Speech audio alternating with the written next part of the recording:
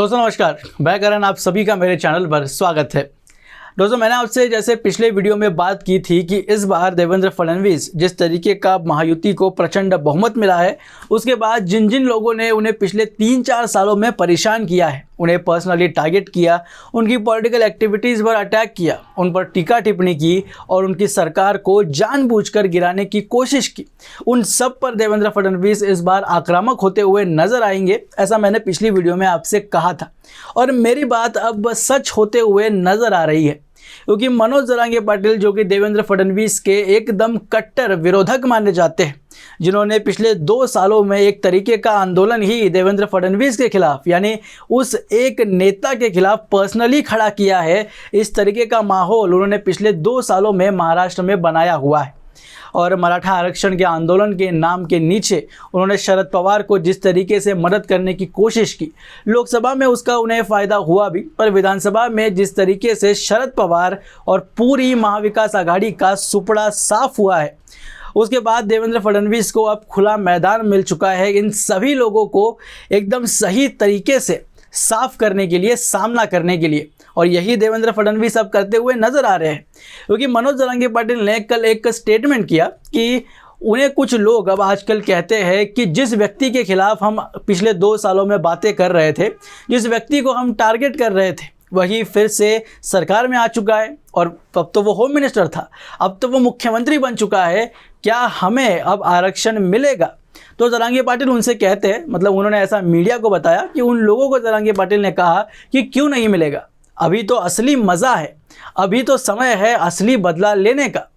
अब इस पर देवेंद्र फडणवीस ने जो जवाब दिया है वो सच में आश्चर्यचकित है, क्योंकि जिस तरीके से आक्रामक होकर उन्होंने कहा कि मराठा आरक्षण का मुद्दा कोई मजाक का विषय नहीं है, ये जनता का करीबी और काफ़ी महत्वपूर्ण विषय है, इसे हम काफ़ी गंभीरता से पिछले 3-4 सालों से लेते आ रहे हैं और आगे भी लेते ही रहेंगे, और इस पर सल्यूशन लाना हमारा कर्तव्य है। अब इस पर देवेंद्र फडणवीस की अगर आप वीडियो देखेंगे तो आपको सही तौर पर उनके चेहरे पर दिखाई देगा कि एक तरीके का गुस्सा उनके चेहरे पर मौजूद था जब वो ये सब बातें कह रहे थे, क्योंकि पिछले 2 सालों का कार्यकाल अगर आप देवेंद्र फडणवीस का एज अ होम मिनिस्टर देखेंगे तो कभी भी जरांगे पाटिल के खिलाफ उन्होंने कोई ऐसा बयान नहीं किया था। उन्हें पता था कि जरांगे पाटिल के खिलाफ अगर कोई बयान किया जाता है तो उनकी पार्टी को इसका बहुत ही ज़्यादा नुकसान हो सकता है, क्योंकि एक उनका ऐसा बयान जो कि पूरी पार्टी की इतनी सालों की मेहनत को पानी में मिला सकता है, डुबा सकता है। और इसीलिए पिछले 2-3 सालों से देवेंद्र फडणवीस मराठा आरक्षण पर मतलब ना के बराबर ही बात कर रहे थे। उसके बाद लोकसभा के चुनाव के परिणाम जिस तरीके के बीजेपी से विपरीत आए, उसके बाद तो देवेंद्र फडणवीस ने मराठा आरक्षण और जरांगे पाटिल के ऊपर बात करने से ही एकदम से मना कर दिया, ऐसा लग रहा था, क्योंकि एक बार भी किसी मीडिया प्लेटफॉर्म पर उन्होंने जरांगे पाटिल के खिलाफ या उनके ऊपर भी कोई बयान ही नहीं दिया।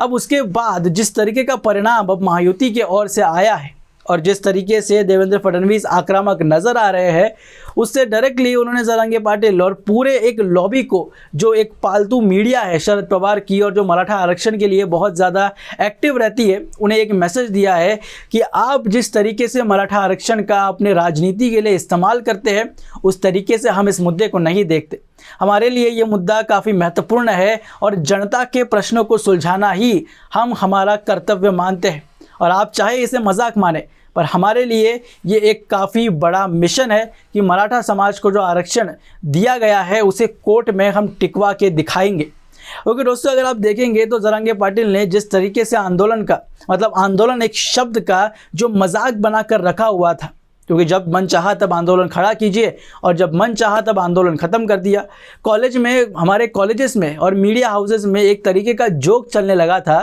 कि जरांगे पाटिल को तब के मुख्यमंत्री रहे एकनाथ शिंदे के हाथों से जूस पीने की काफ़ी तलब लगी हुई थी, काफ़ी उन्हें मज़ा आता था, इसीलिए वो जब भी जूस पीने का मन करता था तो वो उपोषण शुरू कर देते थे, और जब जूस पी लिया उसके बाद उपोषण ख़त्म हो गया। मतलब जो मराठा समाज के बेचारे किसान गरीब अपने किसानों को अपनी खेती का काम छोड़कर अपने घर बार को दूर जाकर मनोज जरांगे पाटिल के पीठ के पीछे खड़े रहकर उन्हें समर्थन देते थे, मुंबई जैसे शहरों में आकर भी उन्होंने जो इस तरीके का आंदोलन खड़ा किया, उसके बावजूद जरांगे पाटिल ने उस पूरे आंदोलन का शरद पवार को राजनीतिक तौर पर किस तरीके से फ़ायदा हो केवल इसका ही विचार किया। उन गरीब लोगों का कभी क्या उन्होंने विचार किया कि वो गरीब बच्चे जो अपना कॉलेजेस, अपने स्कूल छोड़कर उनके आंदोलन के नाम पर उनके साथ जुड़े हुए हैं, उनको क्या दिया है पाटिल ने? केवल धोखा। एक तो चुनाव के नाम पर हम चुनाव लड़ेंगे इस तरीके का ऐलान करने के बाद, पूरी तैयारी करने के बाद आप अचानक से ऐसे आते हैं और कहते हैं कि नहीं, अब मैं चुनाव नहीं लड़ूंगा। आप केवल एक बार सोच के देखिए कि उन मराठों का जिन्होंने चुनाव में खड़ा रहने की पूरी तैयारी कर ली थी, उनके मन पर क्या बीती होगी जब वो एकदम कट्टरता से बात करते होंगे कि हम चुनाव लड़ने वाले हैं, हम चुनाव की तैयारी कर चुके हैं और लोकसभा की तरह विधानसभा में भी बीजेपी को जवाब देंगे। क्योंकि दोस्तों इस बार उनको एक तरीके का पॉइंट मिल गया था कि हम शरद पवार की ओर से नहीं है, हम खुद चुनाव लड़ेंगे। अब ऐन मौके पर आपके लीडर जरांगे पाटिल सामने आते हैं और कहते हैं कि हम चुनाव नहीं लड़ेंगे। इससे क्या मैसेज जाता है कि आप मराठा समाज के लिए चुनाव नहीं लड़ना चाहते और ना ही आपने ये आंदोलन खड़ा किया। आपने केवल और केवल शरद पवार और पूरी महाविकास आघाड़ी को फ़ायदा देने के लिए ही ये पूरा आंदोलन खड़ा किया था। और अगर आप अपने उम्मीदवार खड़े करते तो उसका फ़ायदा बीजेपी को होता और उसका नुकसान महाविकास आघाड़ी को ही पहुँचता। ये जरांगे पाटिल अच्छे से जानते थे और इसीलिए वो चुनाव में नहीं खड़े हुए। इसीलिए मैं कहता हूँ कि पूरे आंदोलन का मजाक बनाकर रख दिया है इस जरांगे पाटिल ने। क्योंकि दोस्तों एक मराठा फैमिली से आते हुए मैं उनका दुख समझ सकता हूँ, क्योंकि हम भी एक गरीब परिवार से आते हैं। जिस तरीके की आरक्षण की मांग मराठे इतने सालों से कर रहे थे, उसका समर्थन हम भी करते थे, हमारा परिवार उसके साथ था। पर जिस तरीके से मनोज जरांगे पाटिल ने मुसलमानों के साथ हाथ मिलाने का निश्चय किया, उसके बाद से मेरा उनके ऊपर से विश्वास पूरी तरीके से उठ चुका है। और शरद पवार जब उनके पास आए थे तब वाह साहब की क्या एनर्जी है, उस लाइन के बाद तो मैं अच्छे से समझ गया कि जरांगे पाटिल किसके साथ है और किसके लिए काम करते हैं और कौन उनके ये बड़े बड़े सभाओं की, आंदोलन के लिए फंड करता होगा, कहाँ से ये पैसा आता है, इसका जवाब भी उन्हें देना चाहिए। और अब मनोज जरांगे पाटिल उस बेचारे संतोष देशमुख की जो हत्या हुई है उसका भी फ़ायदा उठाना चाहते हैं। अब वहाँ पर जाकर उन्होंने कह दिया कि 28 तारीख को हम आंदोलन करेंगे, उन्हें न्याय मिलना चाहिए।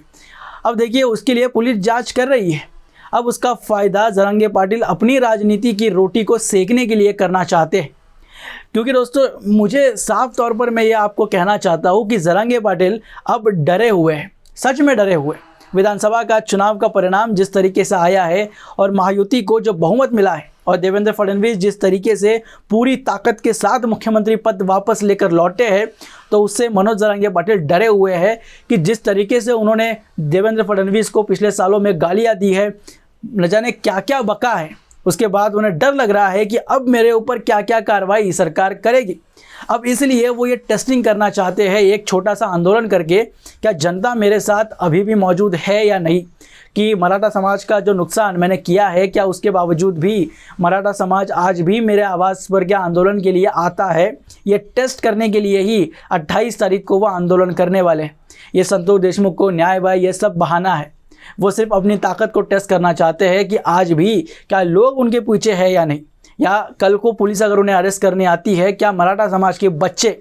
अपने कॉलेजेस, अपने स्कूल्स को छोड़कर मुझे बचाने के लिए आएंगे या नहीं। ये टेस्ट करने के लिए ही ये 28 तारीख का आंदोलन है।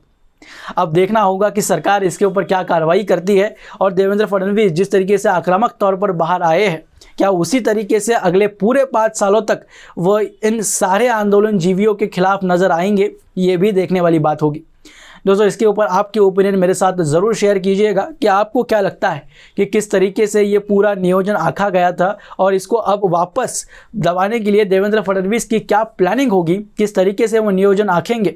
इसके बारे में आपके ओपिनियन मेरे साथ कमेंट बॉक्स में ज़रूर शेयर कीजिएगा और ऐसे ही राजनीति की इनसाइड स्टोरीज देखने के लिए मेरे चैनल को सब्सक्राइब ज़रूर कीजिए। मिलते हैं अगली वीडियो में, तब तक के लिए जय हिंद।